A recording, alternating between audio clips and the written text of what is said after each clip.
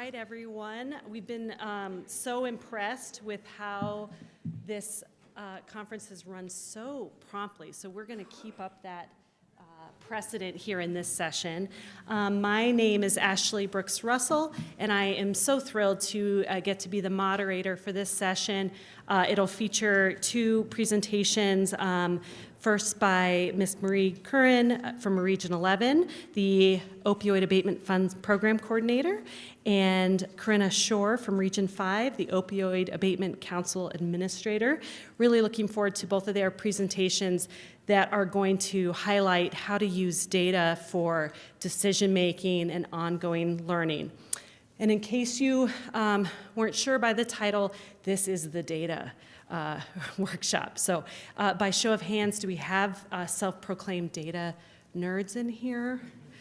Are we preaching to the choir, or are there people who are looking to get involved with data?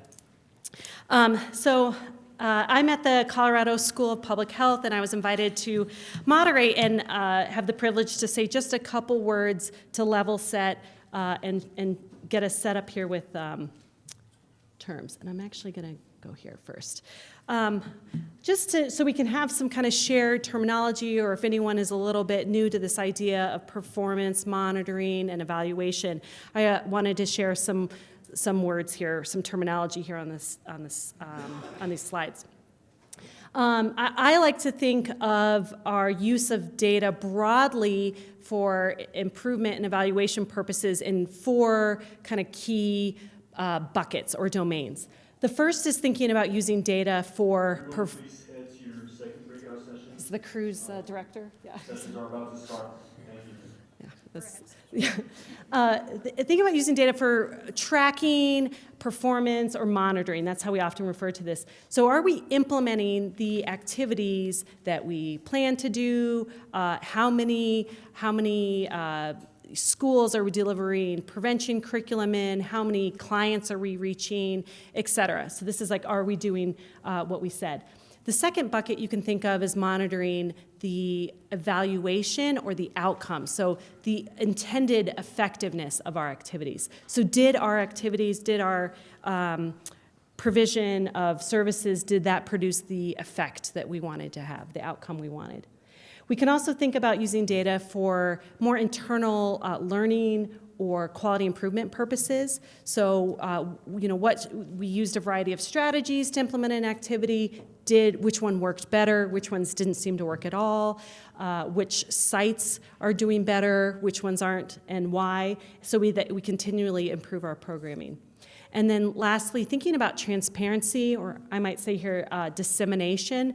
How do we share what we're doing with the public, both to share stories of success and also just transparency of our work?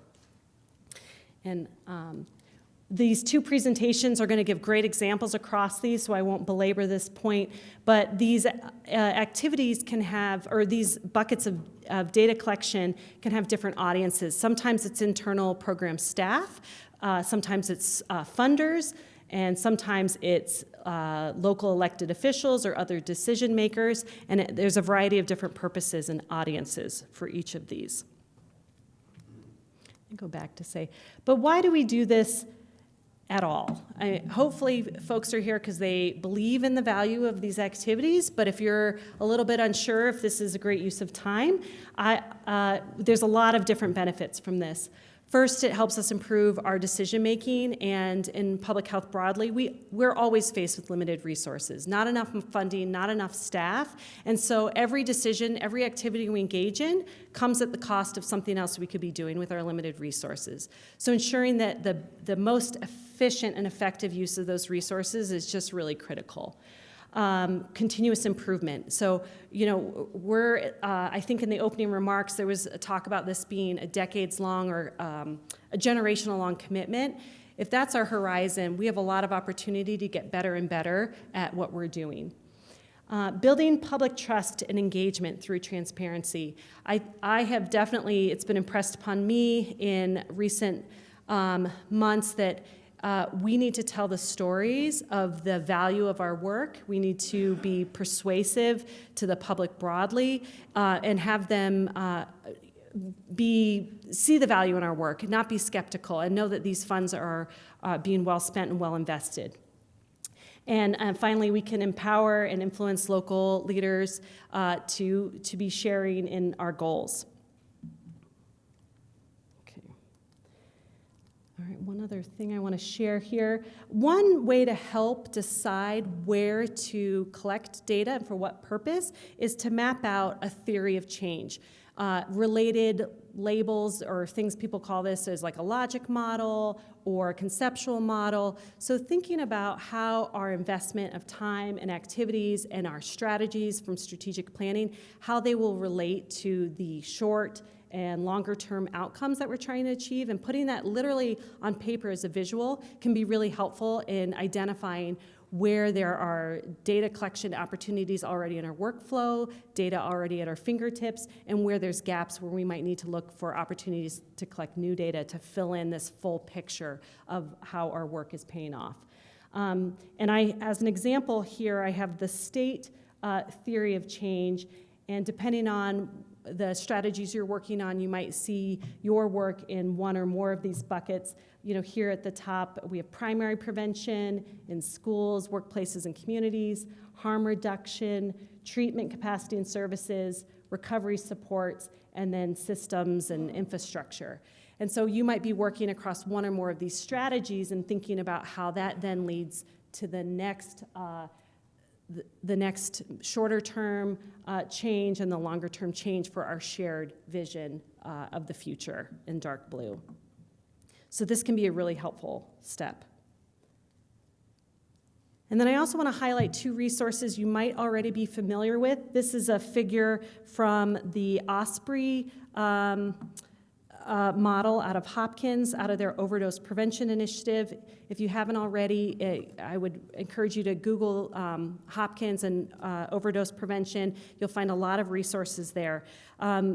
Besides just this, they also have principles, and I want to highlight that the second principle of their 5 principle is directing funds to programs supported by evidence, and as part of that, building data collection capacity to evaluate programs and make data available publicly. So this is really a core activity that leads to effective work.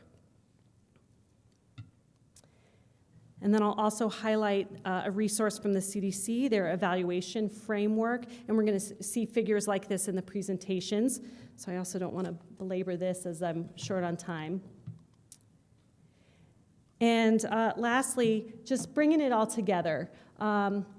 Looking at your data in light of the purpose, finding ways to have feedback loops for quality improvement in the work, ensuring that everything's grounded in your theory of change of what works, using existing resources and frameworks, and being mindful of engagement of key groups and transparency and ethics at every step of the way. And with that, I'll turn it over to Marie.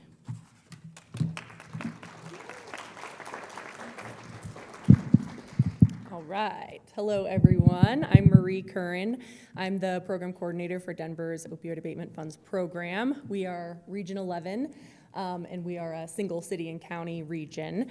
I am certainly just a layperson when it comes to data and evaluation, and Corinne and I are excited to be able to kind of present what does it look like just as a program coordinator or someone who's trying to support a regional council toward decision making along with other stakeholders without necessarily being a data scientist. So hopefully it's approachable in that way and not too oversimplistic for those of you who are more data heavy. This is just a quick context slide for our Opioid Abatement Council. We have 11 voting members who represent different city and county agencies. We have 11 community advisors who represent a whole variety of lived experience and other types of expertise, professional, academic, and otherwise. As far as our program, we're here in the room with you, myself and Jason Smith. He's our contract and fiscal administrator. He and I both work for the Denver Department of Public Health and Environment.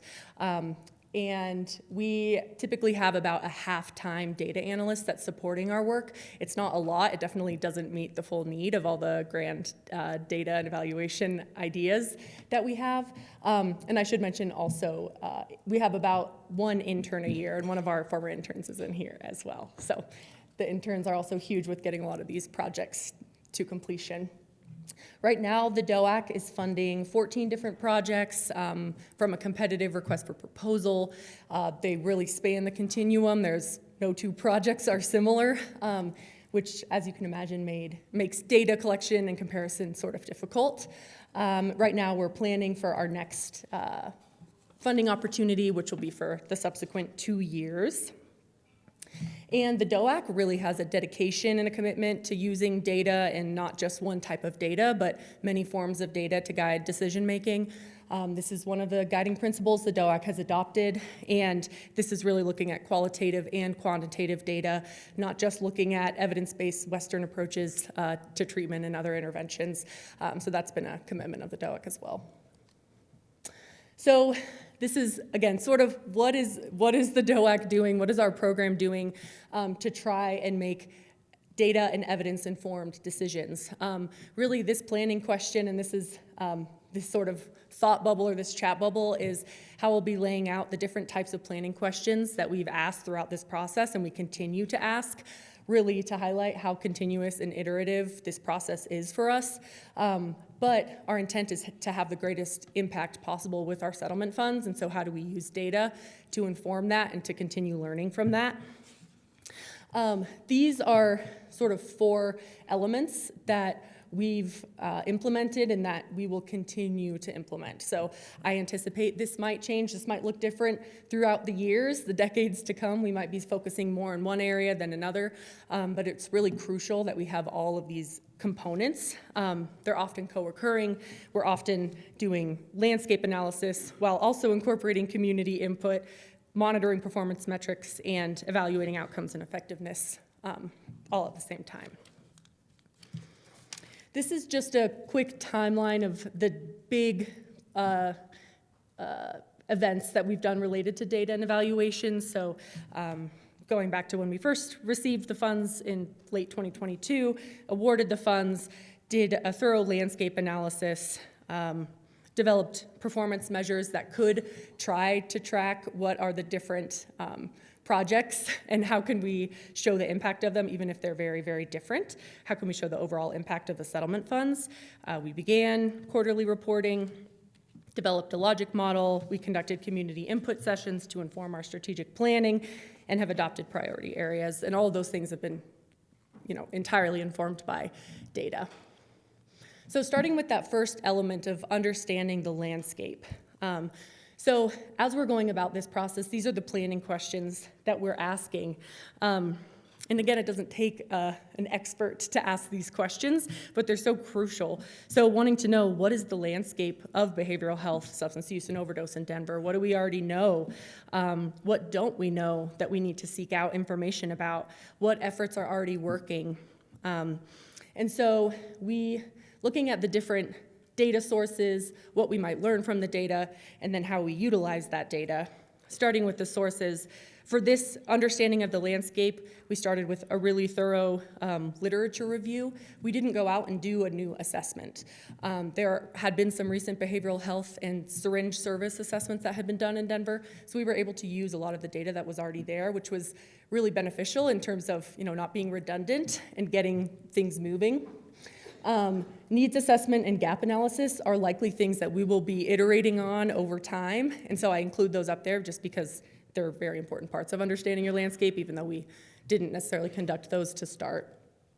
The kinds of things you can learn, of course, what are the gaps, what are the trends, what are the barriers, and then how we utilize that data is to have a better understanding of population health so we can understand the greatest areas of need for funding.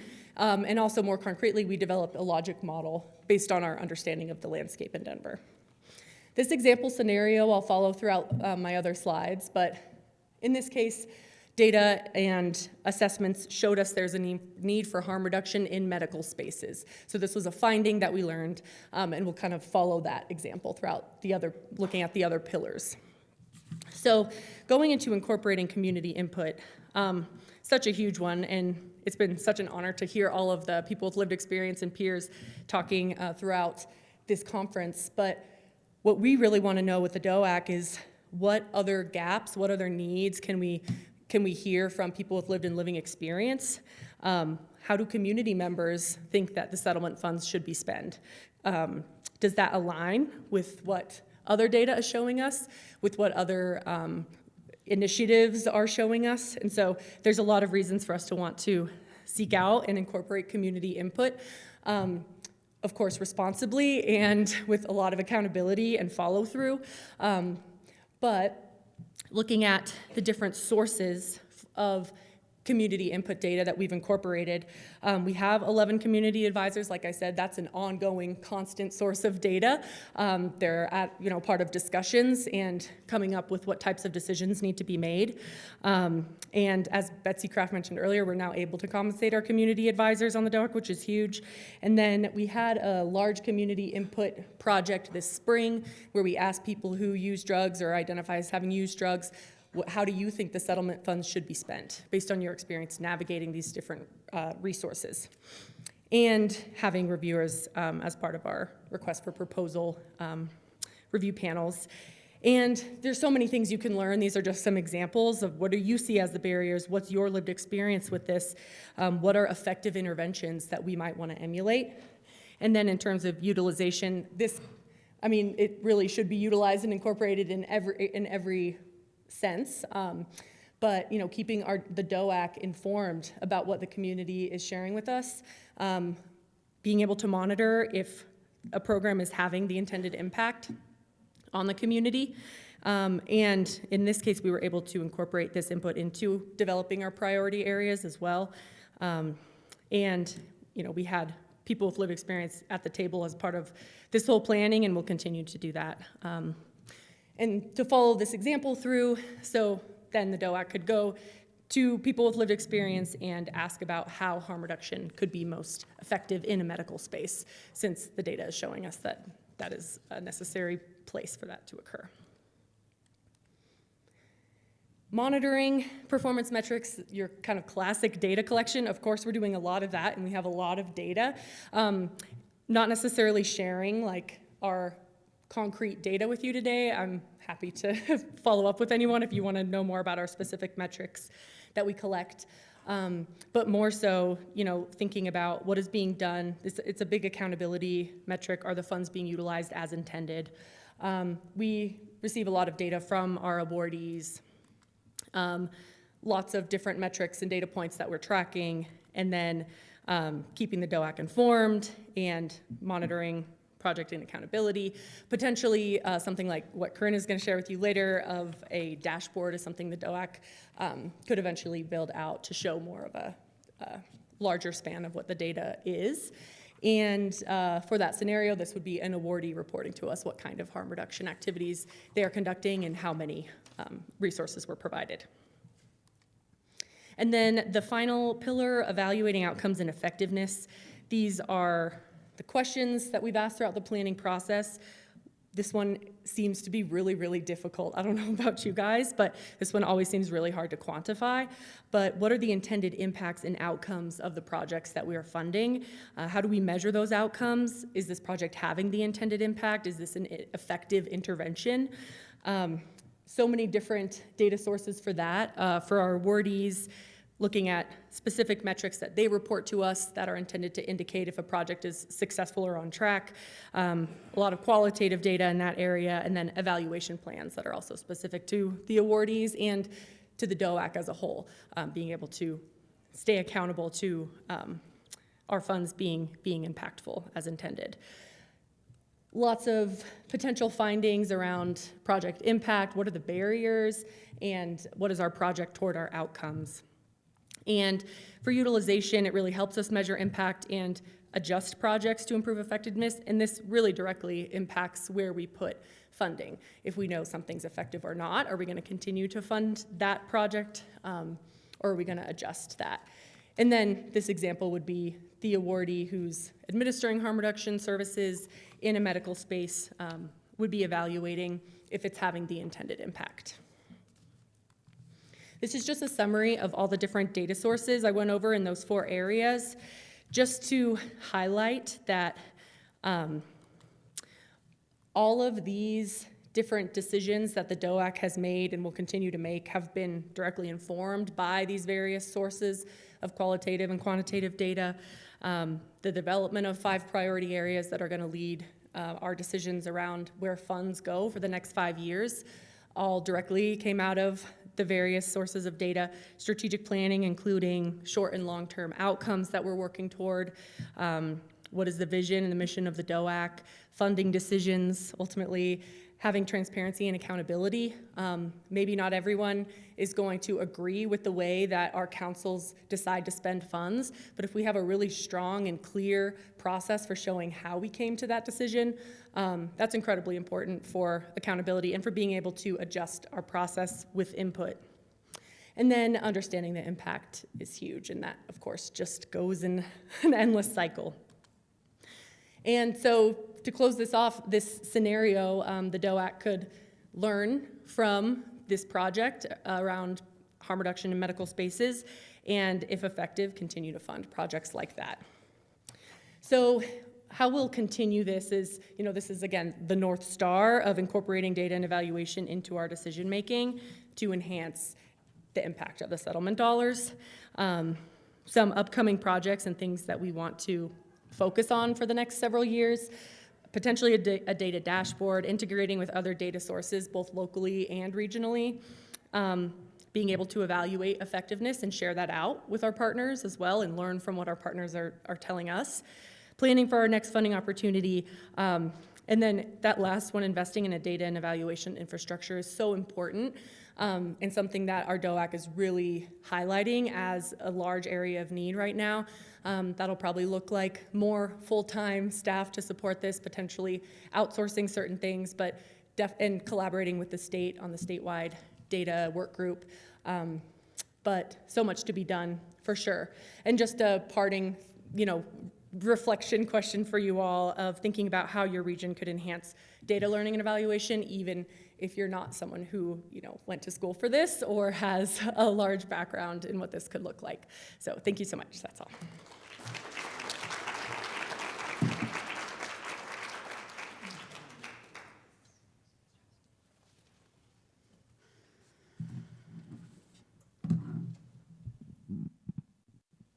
A little shorter than Marie.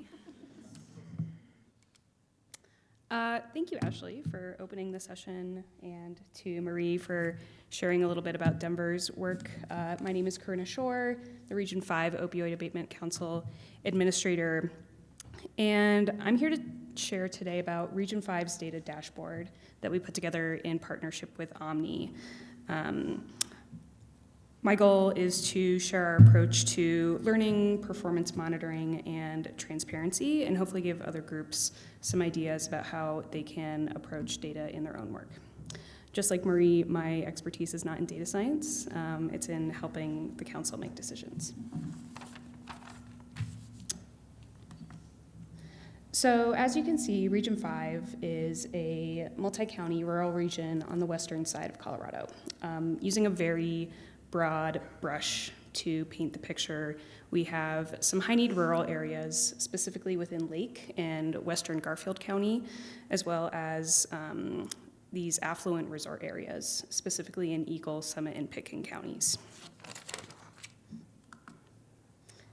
So the problem that Region 5 encountered when drafting its first strategic plan was the lack of a comprehensive way to understand and strategize around the complex needs in our 5 diverse counties.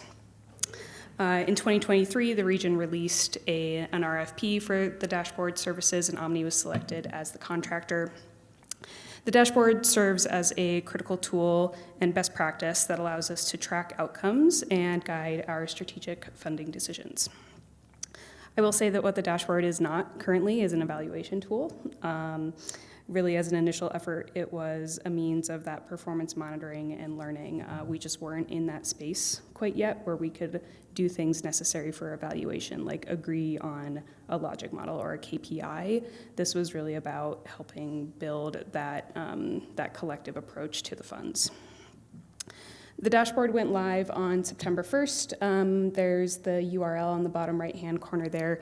There's also some handouts on your tables that have the URL and a couple of QR codes that I'll reference a little bit later. It's really interactive. I hope you take the time to explore it. And a Spanish language version should be available by this coming Monday. Omni is working on the translation right now. So in January 2024, Omni facilitated a strategic planning session with 26 attendees from across the region.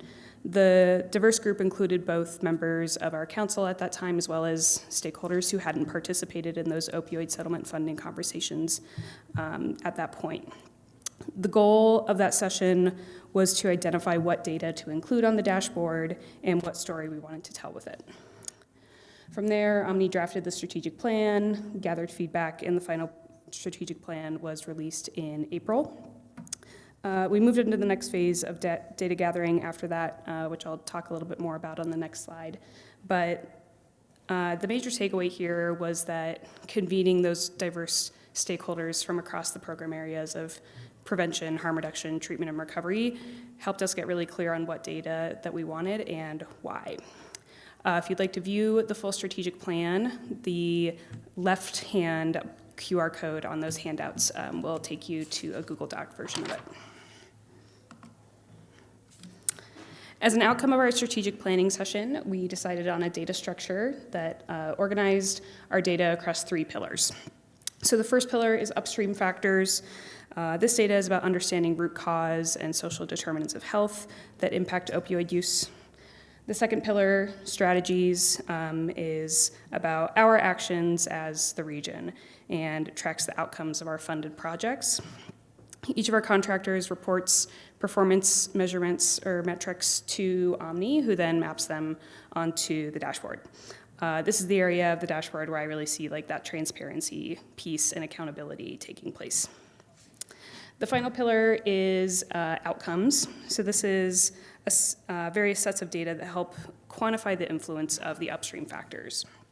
I think when you look at pillars 1 and 3 together, you get a really nice public health lens on the opioid crisis, which is really what the strategic plan points out, is that, you know, this is a public health crisis. We should have a public health approach to it. So that was part of the storytelling that we were able to create with the data structure. The data gathering process had 3 main steps. Omni started with a list of 224 possible indicators in a data crosswalk. Using the strategic plan, then we moved into prioritization and limited it down to what we really wanted to include, making sure that it aligned with the data pillars, our goals, and we identified gaps along the way. And then the collection phase required targeted asks to regional leaders to fill in those gaps and make custom data set requests with our council members and stakeholders. Continued engagement was really helpful during that collection phase. This is just a screenshot of that crosswalk that I mentioned. It is essentially a spreadsheet where we can look at each of the indicators that we considered putting on the dashboard and then evaluate sort of the benefits and the limitations of that source. So including demographic groups that were represented within that data set, years available, geographic level of detail. This really helped Omni specifically determine whether we wanted to include a specific indicator on the dashboard. On the handouts, if you want to explore the crosswalk fully, there's the second QR code will take you to that full spreadsheet. For these next few slides, I'm just going to show some examples of data from the dashboard, starting with our upstream factors. On this slide, we're looking at 2 data sets on uninsured rates for every 10,000 people. I'll note that this data is a little outdated. It's from 2019 to 2023 census years, but I do still think it's a really nice way to understand how the dashboard lets us visualize gaps and differences. So starting with that series of dots across the top, you see the regional rate in yellow, which is overall higher than the United States and Colorado. But when you get to that county level, that really dramatic split happens. Garfield and Lake, of course, are much higher than Summit, Eagle, and especially Pitkin. This somewhat validates that disparity that we suspected between those counties with the high-need rural areas and those counties that benefit from having those affluent resort economic drivers. Even though Summit and Eagle are doing better than the overall region, though, you can see that they're higher than the overall state average. So it's not to say at all that those communities don't have their own challenges. The chart on the bottom is an example of how the dashboard lets us look at demographics. Advancing equity is a goal for the region and was also called out as a priority in the strategic plan. So wherever possible, we have demographic information for each of our indicators. A very common way we display data by varying geographic areas with this map of the 5 counties. And then to the right, you can also see that we track some data over time. Here we have data around the availability of mental health providers, which is another critical upstream factor. The regional map shows, as I'm sure you can see, that we have a pretty significant outlier in Lake County. All of the other counties are relatively similar, between 350 and 650 people per mental health provider in the community, and Lake County kind of blows that out of the water at almost 2,500. So I'll just add in as an aside that before the dashboard, I think no one on the council was surprised that Lake County had this higher level of need when it came to availability of services. But even our Lake County council members were pretty shocked at how dramatic the disparity really was. So the takeaway here is really that you can know your region and still be surprised at what the data is going to tell you. This dashboard represents the baseline survey results from Region 5's anti-stigma and education campaign. So this is part of our strategies pillar. This is a campaign that we are funding through our regional dollars. Here we're looking at personal beliefs and attitudes related to substance use and treatment, but you can see we also have some data around perceived stigma, harm reduction knowledge, likelihood of seeking care, and barriers to care. In the dark blue section on the right, or on the left-hand side there, you'll see 83.4% of people who responded to that survey identified at least one barrier to care that they or someone they knew would likely encounter if they were to seek treatment. Below that, the bars in shades of yellow show respondents' level of agreement with various stigmatizing statements. On that top one on the far right, you can see the level of agreement for strongly agree on the statement of substance use and addiction are a result of an individual's own actions is 13.1%. However, and I know this isn't on the slide, but like I said, the dashboard is interactive, so you can use that drop-down menu on the right side of the blue. If you look at respondents who did not perceive any potential barrier to care, that number of people who strongly agree with this statement doubles to almost to 23.8%. So it makes me wonder whether if we talk about the challenges of accessing care with our campaign, if that could be a way to destigmatize. Here you can see our dashboard that tracks outcomes for our contract with High Rockies Harm Reduction. This is looking at naloxone distributed across the 5 counties over time. As you can see, there are definitely dips in the winter months. High Rockies Harm Reduction uses a mobile model to reach clients, and especially in those colder months at our higher altitude communities, it's really hard to reach them. So understanding this pattern, we applied for infrastructure funds that'll secure safe and capable vehicles for High Rockies as they continue to deliver services across our region. This is one of our dashboards on the third pillar. Here you can see how the dashboard lets us compare data and demographics between counties in the region. On the county level, Garfield and Lake, once again, are a little higher than the overall region. I know it's kind of hard to see. I selected Garfield County as part of that interactive piece to pull out the county data, but both of them are higher than the overall regional average. And then again, we kind of see that tendency for Eagle, Pitkin, and Summit to be on the lower side. Data on the county level is really appealing for our individual council members and stakeholders whose work may be more county-specific and is really essential for maintaining buy-in. Also on our outcomes pillar, we track fatal overdose deaths. This data is for deaths out of 100,000 people between the years of 2020 and 2022. Overall, the regional rate is better than the state, but once again, Lake County is this pretty significant outlier. So if you remember the dashboard I showed you just a few slides back about the availability of mental health providers, these two look pretty similar. Shout out to my data people. I'm not an expert, I know, but I do know that correlation does not equal causation. However, I think when you see a pattern like that, you kind of have to ask yourself those questions. I'll just add too that this data was not necessarily new to the council. This was, I think, from CDPHE, from their overdose dashboards, and so the council has already started to lean in this direction of dedicating funds specifically for Lake County. Up until this year, all of the funding requests or funding opportunities that we released kind of had this goal of broad regional coverage, and now that we're looking at data a little bit more intentionally, we're starting to get more incremental in areas of high need. This is something we ran into during our data collection that I just wanted to highlight, especially if there are any other multi-county rural regions in the room.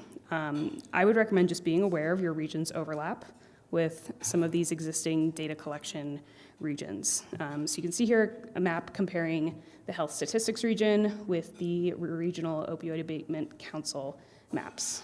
Some regions are lucky enough to have that perfect overlap, and it's not going to be as big of a capacity lift to get those custom sets, but for us, we didn't have that benefit, and so our team with Omni was really essential and valuable in making those custom data requests, in handling the data sharing, establishing data sharing agreements, and we have that capacity ongoing with a 2-year maintenance contract with Omni, so they're going to be handling the data sharing and dashboard management for the next 2 years at a minimum for us. And just to conclude, our data collection process followed this 3-part framework. We started with strategic planning and stakeholder buy-in to help us create that shared vision for successful data collection. Using that as a base, we then moved into data structure and storytelling, which is a really powerful way to organize our data into a coherent narrative and keep our measurements aligned with our goals. And now we're ready for learning and action. This final step is that continuous cycle of using your data to adjust strategies, measure impact, and invest funds. We still are deciding exactly what that's going to look like for the region, but I think we have a really strong foundation for whatever path we take. That's my contact information, and if you want to reach out specifically to our project leads at Omni, that's their emails. They were fantastic to work with. Thank you.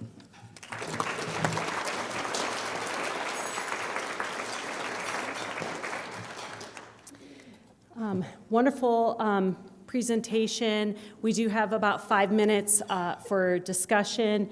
And I get the opportunity to just make a plug that at the Colorado School of Public Health, I direct the Injury and Violence Prevention Center, and we do have resources and access to resources to support you in this work. We can connect with students or staff who can support you unpaid. These are free services, data analysis, dashboard expertise, training, just general evaluation, technical assistance. And we're also launching some work of our own around home safety and working with county home visitors on and provision of safety kits, including lock boxes for medications. So more to come on that, but we only have a few minutes left. So if there's any questions or discussion, these are just a couple prompts about how your work is going with data, what roadblocks are you encountering? Yeah.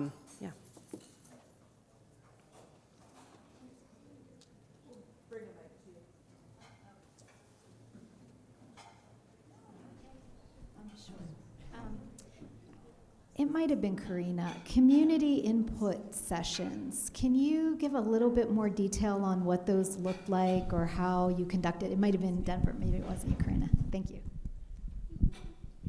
Yes, we, as part of our strategic planning process, we realized that we wanted to get more direct input from community members, specifically those most impacted by the opioid crisis, so people who use drugs or have used drugs.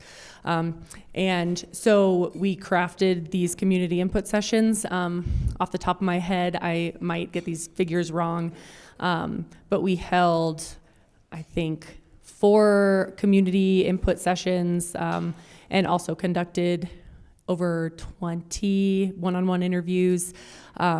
And we asked people directly, how do you think the settlement funds should be spent? And then there was a very rigorous analytics and coding process that went on after that to extract what were the key themes. And we were able to compile the key findings. And then when we had our full day strategic planning summit, those findings and that input was presented as data right alongside, you know, what did the behavioral health needs assessment show, and what are the other priorities of the city? And so we really made sure that it had a full place in terms of what data was, and it was, you know, incorporated and used as direct input into what our priority areas ended up being, hearing directly from community. We were able to compensate everyone who participated. All the sessions were led by people with lived experience as well, and you know, designed and crafted. So we want to keep doing things like that over time, and not just input, of course, not just extractive input, but community engagement in a more meaningful and ongoing way. I think the COAC has a deep commitment to that as well. Hey there, I loved your presentation. I'm really, I think, guided in these things by the George Box phrase that all models are wrong, but some are useful. And I think you have some really useful models and data that you've used. I'm curious about why you chose county by county breakdown. I know that you have urban areas, rural areas, and frontier areas. And I was curious to see if you also had a breakdown of how that correlated with data outcomes. Thank you. Yeah, that might be a better question for Omni. I'm not aware of, I mean, within the counties, I think we know that like there's not uniformity, right? Like I spoke about Western Garfield being a particularly high need area within a county where there is maybe already an elevated level of need. I think that would be a really great next step for the dashboard. I think there's like still a lot missing, but as I kind of mentioned, like there was an interest in at least a county level of data to include on the dashboard, and not just on the region scale, but the like breaking it down by like urban, rural, and frontiers. I really love that idea. So thank you.